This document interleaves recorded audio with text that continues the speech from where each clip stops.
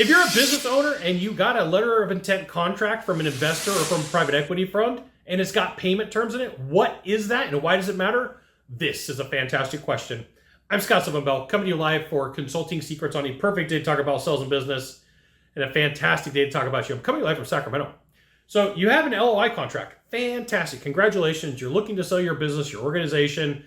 And then when you're taking a look at it, there's payment terms. Well, the LOI may say, here is what we're willing to do.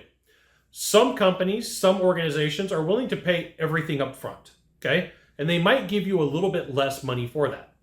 Sometimes in the payment, they may come to you and go, hey, we don't want to assume all of the risk. We're going to do a holdback or a basket. There's two terms for this, holdback or basket.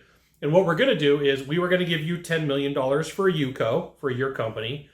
What we want to do is pay you and write you a check for $9 million, and then we're going to hold $1 million and pay you $500,000 over 2 years. And the reason why this is done is this is a reps and warranty claim. This is, we want to make sure that we're buying a really good company, and there's going to be a provision in there that says, if things fail, here's how we're going to pull money back, right? And you may say, hey, look, there's natural attrition in my business. There's natural problems in my business. And what I want is I want to do a baseline deal. Baseline deal says it's normal for me to lose 5% of my company or my revenue every year that we got to replace. I want a clause put in place that says on this baseline deal, 5% is normal. Anything above that, I'm willing to pay. And so you have some negotiation room in the payment terms of explaining, here's what I'm willing to do, here's what I'm not.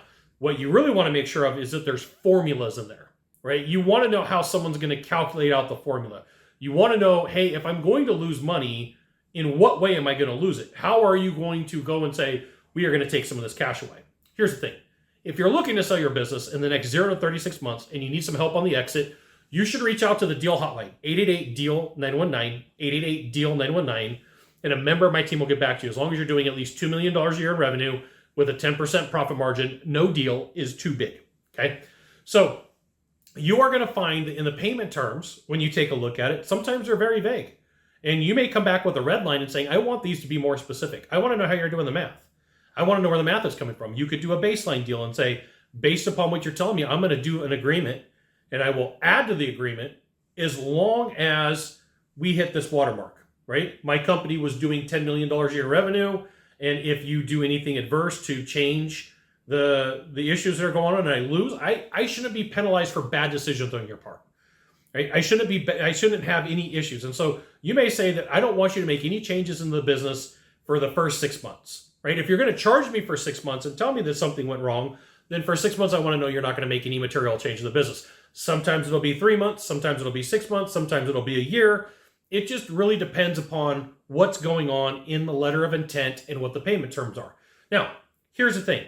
You should absolutely, positively, 100% read this portion of the contract, LOI contract, like 4 or 5 times. And you should be able to explain it very clearly to any of your business partners, to any relationship you have. Here's how we make the money, right? It should be very freaking clear. It should be very clear about how you're going to get paid. And if there's any vagary, make some notes, do your red lines, send it to your attorney and say, here's what my problems are. I don't understand the math.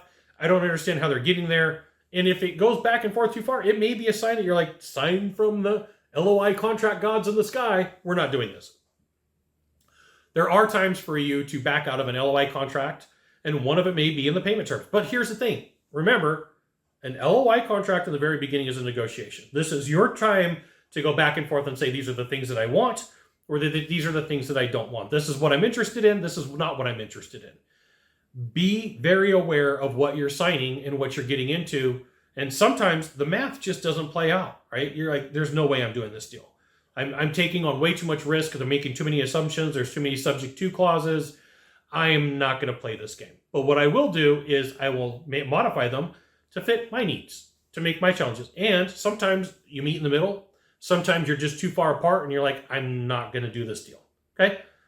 If I were to take a look and say, hey, one of the most important things of figuring this deal out, and the biggest area that I typically negotiate in, is the payment terms. You got 1 of 3 things to do from here, just 1 of 3. Find the subscribe button.